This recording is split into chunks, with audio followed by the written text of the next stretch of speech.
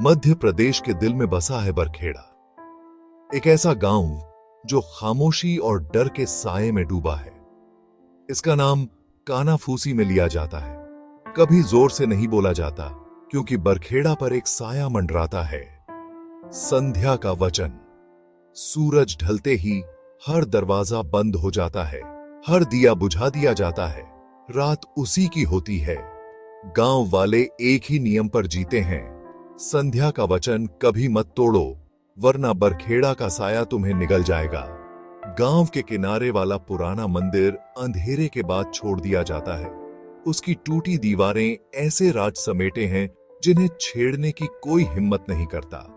यहां जिंदगी डर से चलती है, हंसी कम ही सुनाई देती है, उम्मीद तो और भी कम।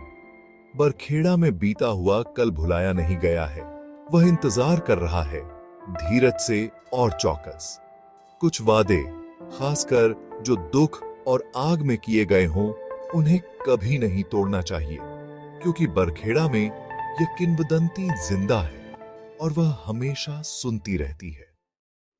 इस सायों की दुनिया में आया रघुवीर, शहर का एक फिल्म निर्माता जो कहानियों की तलाश में था। उसने बरखेड़ा के डर को अंधविश्वास समझा। अपनी अगली डॉक्यूमेंट्री के लिए एकदम सही कैमरा हाथ में लिए उसने गांव वालों से सवाल किए, लेकिन उसे सिर्फ खामोशी और चेतावनी मिली। तुम नहीं समझोगे, एक औरत ने फुसफुसाते हुए कहा। कुछ चीजों को छेड़ा नहीं जाना चाहिए। रघुवीर ने उनके डर को नजरअंदाज कर दिया। किंवदंती के पीछे की सच्चाई को उजागर करने के लिए दृढ़ था। वह मानता था कि हर मिथक का एक तर्क संगत आधार होता है, एक आग, एक त्रासदी, एक दुखी समुदाय। गांव वालों ने उससे सूरज ढलने से पहले चले जाने की गुहार लगाई, लेकिन वह बस मुस्कुराया। वह एक कहानीकार था और बरखेड़ा उसकी कहानी थी। लेकिन बरखेड़ा में कुछ कहानियां बताई नहीं जाती, उन्हें जिया जाता है। रघुवीर उस किंवदंती का हिस्सा बनने वाला था जिसे वह बेनकाब करने आया था।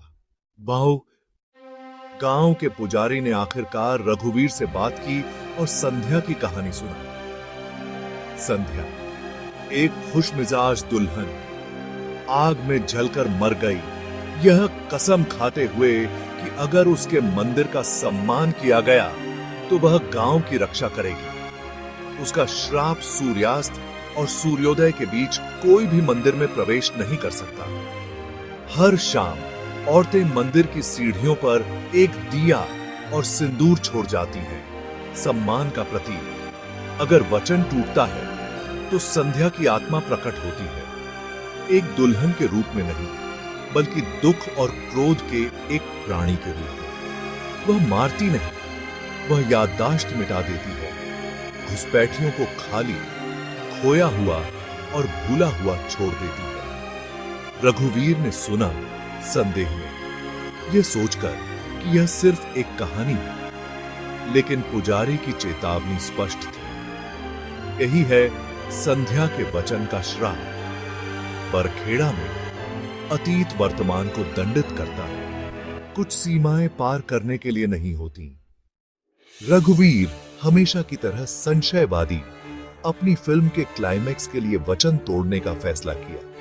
उसने मंदिर के अंदर रात बिताने की अपनी योजना की घोषणा की, कैमरे चालू करके। गांव वालों ने गुहार लगाई, पुजारी ने चेतावनी दी, लेकिन रघुवीर टस से मस नहीं हुआ। अगर संध्या की आत्मा असली है तो उसे खुद को दिखाने दो, उसने घोषणा की।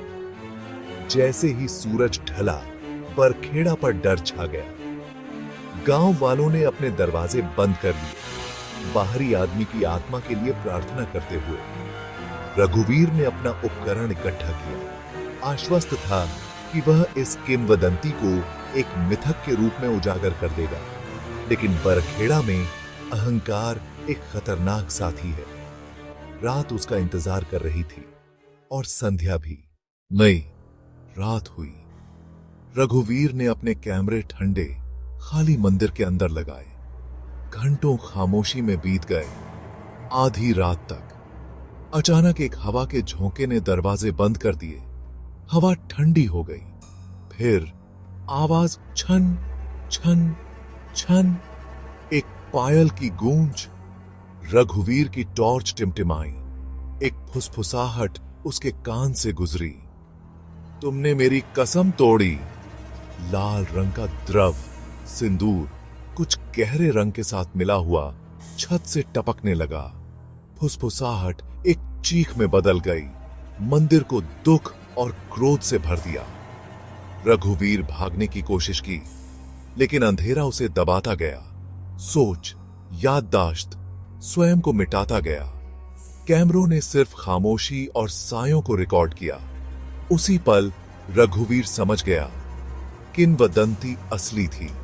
संध्या का श्राप कोई कहानी नहीं था, यह एक सजा थी।